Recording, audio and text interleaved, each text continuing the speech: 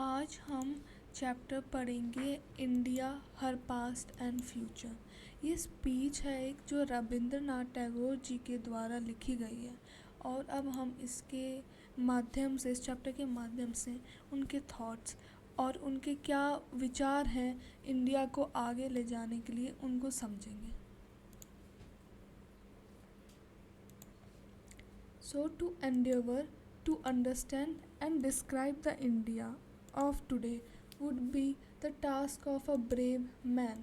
तो वो बोल रहे हैं कि endeavor मतलब efforts लगाना, समझना ये कि आज के इंडिया को कैसे डिस्क्राइब कर सके, कैसे बता सके इंडिया क्या है, वो बहुत मुश्किल टास्क है और वो एक ब्रेव मैन का ही टास्क है। कोई जो करेजियस है, जो बहादुर है, वो ही बता सकता है।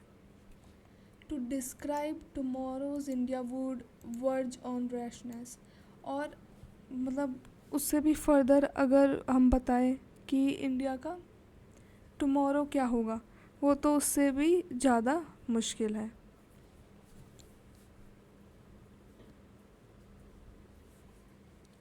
What is India? That is the question which has come again and again to my mind।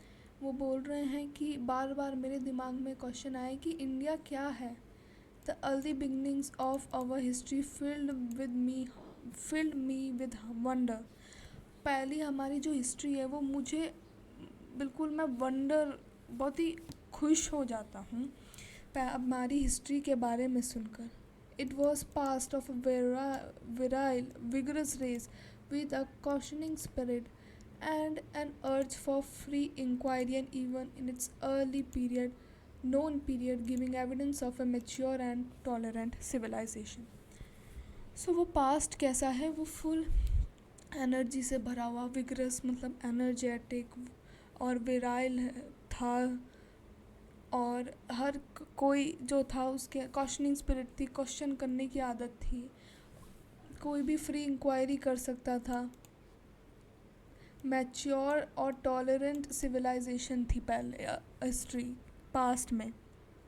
तो पास्ट में हमारी जो सिविलाइजेशन है वो बता रहे हैं कि वो बहुत ही एनर्जेटिक थी, क्वेश्चंस पूछती थी, हर चीज़ को क्वेश्चन करती थी, बहुत मैच्योर थी और टॉलरेंट भी थी। Accepting life and it's joys and burdens, it was ever searching for the ultimate and universal. Life के जॉयज़ को और लाइफ के बर्डन्स को एक्सेप्ट करना, ये ऐसी हमारी थी अर्ली सिविलाइजेशन। और हमेशा अल्टीमेट और यूनिवर्सल की खोज में लगे रहना। अल्टीमेट और यूनिवर्सल यहाँ पे वो गॉड को बोल रहे हैं, गॉड कह लीजिए, जो मतलब अल्टीमेट ट्रुथ है ह्यूमैनिटी का, उसकी हमेशा उसकी तरफ उसकी तलाश में सब थे। सब मतलब सब सर्चिंग मतलब ढूंढ रहे थे उस अल्टीमेट और वो जो यूनिवर्सल जो ट्रुथ है उसके बारे में। रविंद्रनाथ टैगोर जो हैं वो बता रहे हैं यहाँ पे पूरे पैराग्राफ में, उन्होंने यही बताया है कि पुरानी जो हिस्ट्री में हमारी जो सिविलाइजेशन थी वो कैसी थी।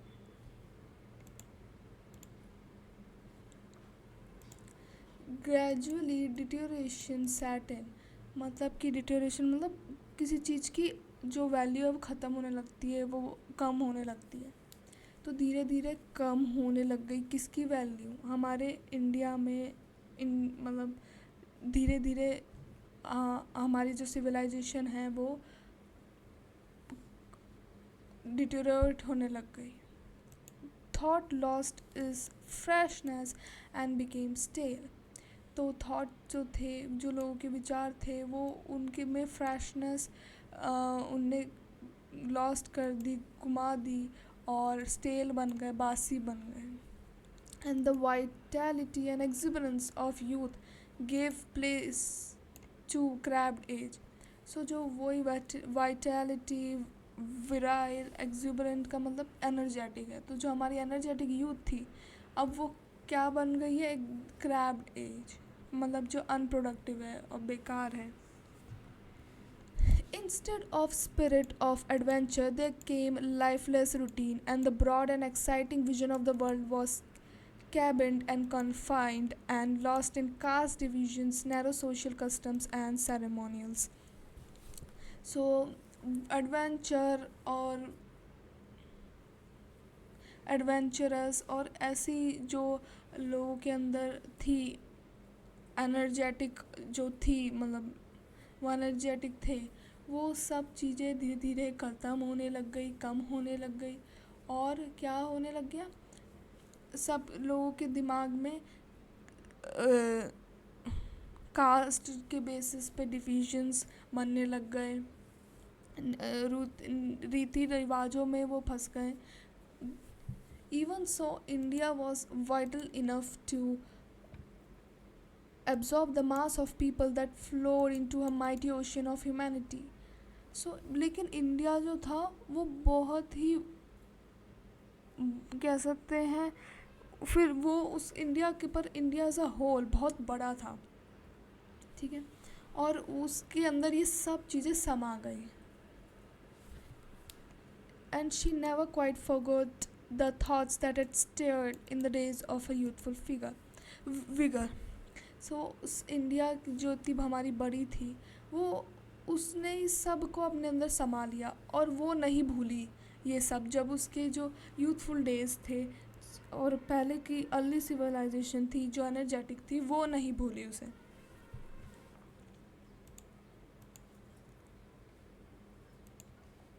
Subsequently, India was powerfully influenced by coming of Islam and Muslim invasions. उसके बाद इंडिया जो है वो किससे इन्फ्लुएंस हो गई, इस्लाम मुस्लिम जो हैं उन्हें हमारे पे इन्वेजन कर दिया, आक्रमण कर दिया, और हमने अपनी हम भूल गए कि हम कौन थे।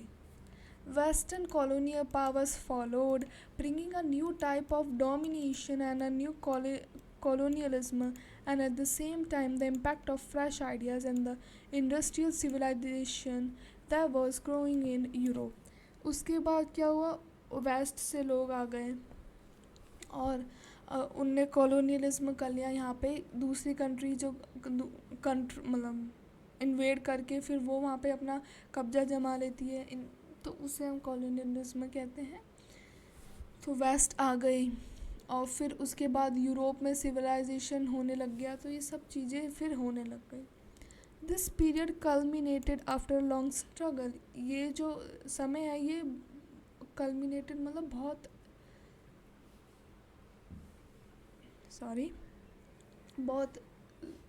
बहुत स्ट्रगल के बाद निखरा है।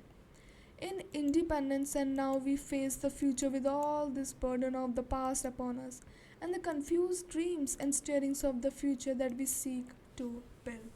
तो अब हमारे पास ये सारा पास्ट का बर्डन है, इस्लाम और मुस्लिम लोग आए, वेस्टर्न आए और सब आए, हम पे आक्रमण किया, हम पे फिर पता नहीं इंडिया ने अपना महत्व भूल गया, वो हम कौन थे, क्योंकि इतने लोग हम पे इन्वेड करें। और अब हमें आगे फ्यूचर, अब हमें फ्रीडम जब मिली है तो अब हमें क्या मुसीबत हो रही है कि अब हमें आगे बढ़ना है और ये पीछे की जो पास्ट चीज़ें हैं इनको भी संभालना है, इनसे भी डील करना है।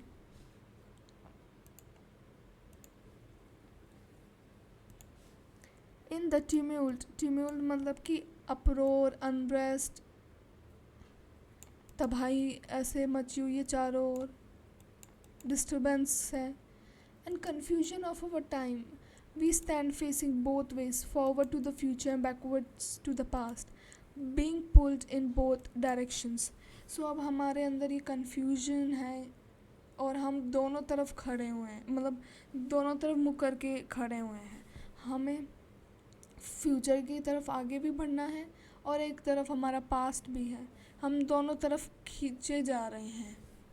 How can we resolve this conflict and evolve a structure for living which fulfills our material needs and at the same time sustains our mind and spirit? तो अब हम कैसे इस कॉन्फ्लिक्ट को, पास्ट एंड फ्यूचर के conflict को handle करें और एक ऐसे स्ट्रक्चर बनाए जिससे कि हम मटेरियल नीड्स हमारी पूरी तो कर सकें, रोटी कपड़ा मकान, उसके साथ साथ हम हमारी माइंड एंड जो स्पिरिट है उसको भी बनाए रखें। मतलब हमारे अंदर कास्ट से रिलेटेड डिविजन्स ना आए और हम सोशल कस्टम्स जो हैं उनमें ना फंस जाएं, और ऐसे मतलब और जो सोसाइटी में सोसाइटी में हैं नॉर्म्स उनमें ना फंस जाएं, अनरीजनेबल नॉर्म्स जो हैं, अच्छे नॉर्म्स नहीं जो मतलब कि आप किसी के कास्ट के बेसिस पे उसको आगे नहीं बढ़ने दे रहे, या किसी कोई SC ST या बहुत सारी जो चीज़ें। What new ideals or old ideals varied and adapted to the new world can we place before people, and how can we galvanize the people into wakefulness and action? तो हम कैसे हम कौन से न्यू आइडल्स और old idols को हम लोगों के सामने रखें, एंड हम कैसे लोगों को गैल्वनाइज करें, उनको एनर्जेटिक बनाएं, स्टिमुलेट करें इनटू वेकफुलनेस और एक्शन, मतलब कि वो अपने इग्नोरेंस से बाहर आए और एक्शन लें।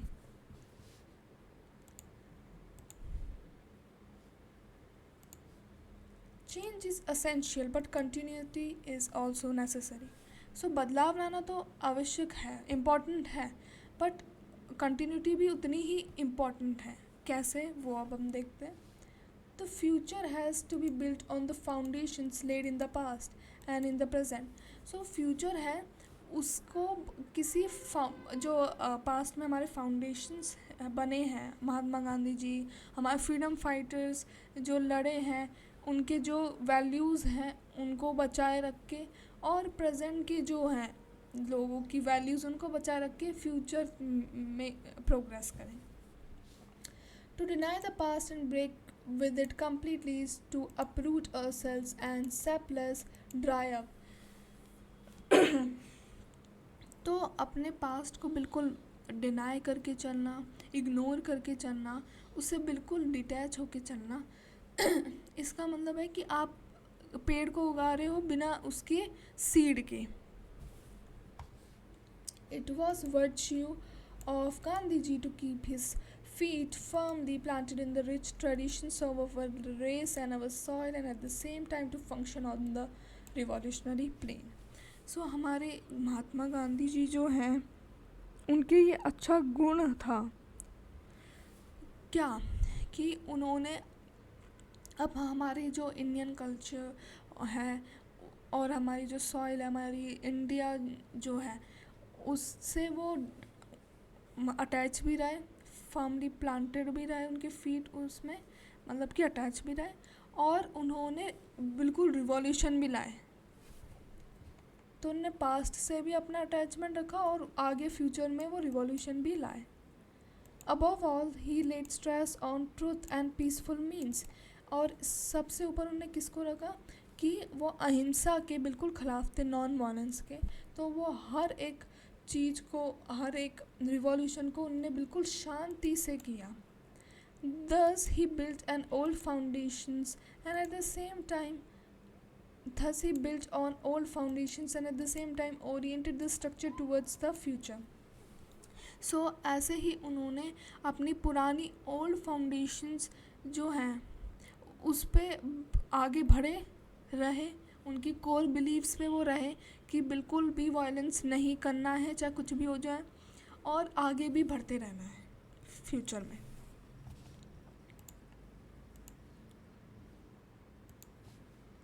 Living is a continual adjustment to changing conditions. तो मतलब जीना, बदलाव का नाम ही जीना है। आप अगर बदलते नहीं रहेंगे तो आप बिल्कुल सड़ जाएंगे। So the rapidity of technological change in the last half century has made the necessity of social change greater than ever, and there is a continuous maladjustment. तो जो एकदम से टेक्नोलॉजिकल चेंज आया है उसने लोगों मतलब चेंज, सोशल चेंज होने के लिए मजबूर कर दिया है, और अभी तक उसमें अच्छी तरीके से हम एडजस्ट नहीं हो पाए। The advance of science and technology makes it definitely possible to solve most of the economic problems of the world, and in particular to provide the primary necessities of life to everyone all over the world. So science और technology की वजह से हम बहुत सारी economic problem solve कर पाए पूरी दुनिया भर की, और हम लोगों को प्राइमर नेसेसिटीज़ जो हैं वो भी प्रोवाइड कर पा रहे हैं. The methods adopted will have to be depend upon the background and cultural development of our country or a community. तो जो मेथड्स हम अडॉप्ट कर रहे हैं उन्हें एक बैकग्राउंड और कल्चरल डेवलपमेंट पे डिपेंड होना होगा किसी भी कंट्री और कम्युनिटीज़.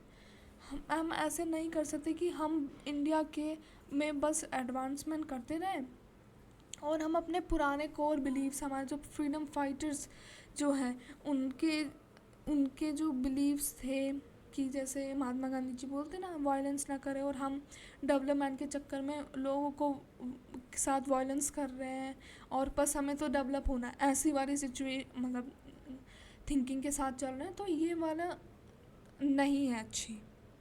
हमें अपने पास्ट हमारे कल्चर को भी ध्यान में रखते हुए डेवलपमेंट भी लाना है हमारे नेशन में.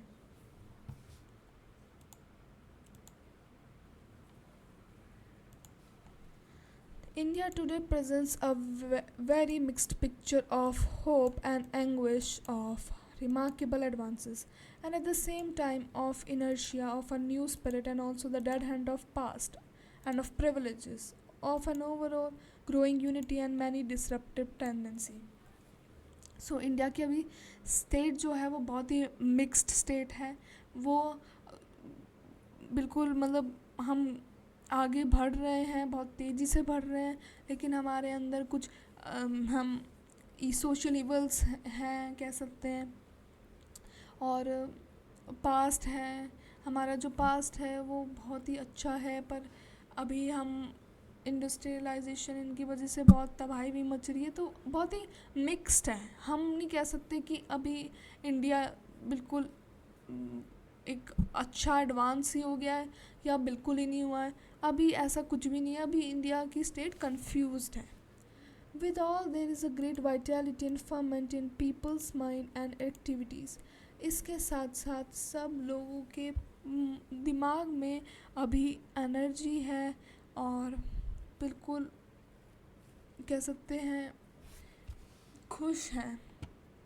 It is a remarkable thing that a country and a people rooted in this remote past who have shown so much resistance to change in the past should now be marching forward rapidly with the resolute steps. तो मतलब ये थोड़ी गर्व की बात है कि जो कंट्री है जिसने पास्ट में बहुत ही रेजिस्टेंस दिखाया, मतलब चेंज से, कि हम चेंज से जल्दी वो अडेप्ट नहीं कर पा रहे थे, अब वो इतनी तेज आगे बढ़ रहे हैं. रेजोल्यूट मतलब फर्म्ड, डिटरमाइंड.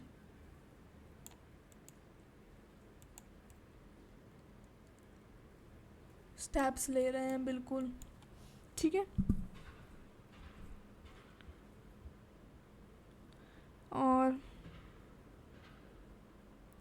और यहाँ पे कुछ और वर्ड्स होते तो वाइटलिटी एंड फर्मेंट अगेन वही है, एनर्जेटिक से related.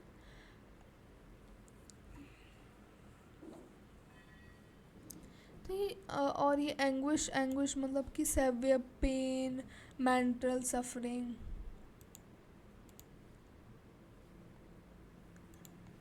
Last paragraph.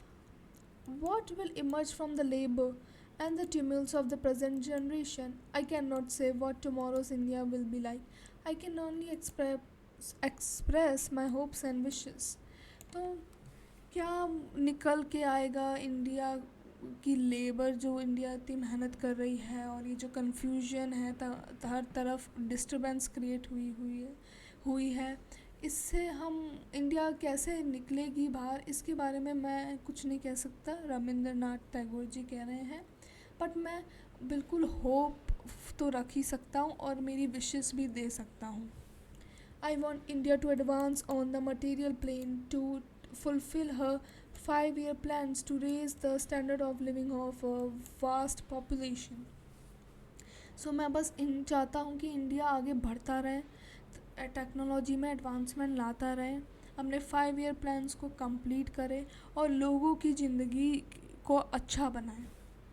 I want narrow conflicts of today in the name of religion or caste, language or province to cease, मतलब रुक जाए, and a classless and casteless society to be built up where individual has full opportunity to grow according to his worth and ability.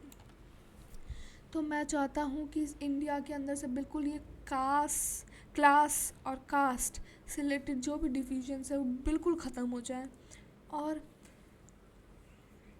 यहाँ पे लोगों के पास, सबके पास opportunity हो कि वो अपनी एबिलिटी के हिसाब से आगे बढ़ पाएँ. In particular, I hope that curse of caste will be ended, for there is neither democracy nor socialism on the basis of caste. तो मैं चाहता हूँ कि ये जो हमारे लोगों के दिमाग में कास्ट और नैरो डिविजन्स जो हैं ये सब ख़त्म हो जाए, क्योंकि कोई भी अच्छा नेशन जो है मतलब कोई भी, अगर हम आगे नहीं बढ़ सकते अगर ये सब रहेगा, कि डेमोक्रेसी और सोशलिज्म आ ही नहीं सकता अगर लोगों में कास्ट के भी डिविजन्स होंगे. तो सोशलिज्म मतलब वो ही कि सबको आगे बढ़ते देने रहने, मतलब आगे बढ़ना और सबके पास इक्वल अपॉर्चुनिटीज़ हो.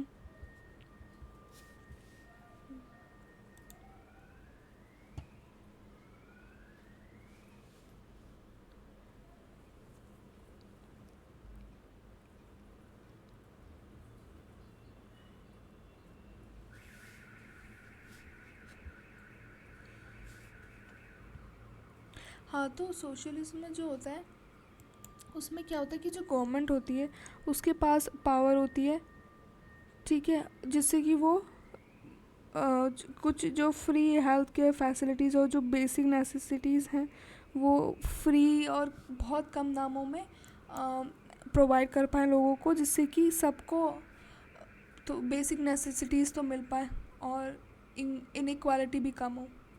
तो सोशलिज्म और डेमोक्रेसी तो हम जानते ही हैं, जहाँ पे डेमो आ रहा है वर्ड रूट, इसमें डेमोक्रेसी में आपके 2 रूट वर्ड है. डेमो मतलब कि पीपल, क्रेसी मतलब कि टू रूल. तो टू रूल एंड पीपल, तो मतलब कि रूल बाय द पीपल होता है डेमोक्रेसी. तो लोग चुनते हैं किसको वो सत्ता पे मतलब लाना चाहते हैं, ठीक है.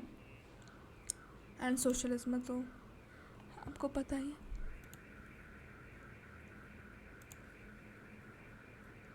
So that's it for this video. Thanks for watching.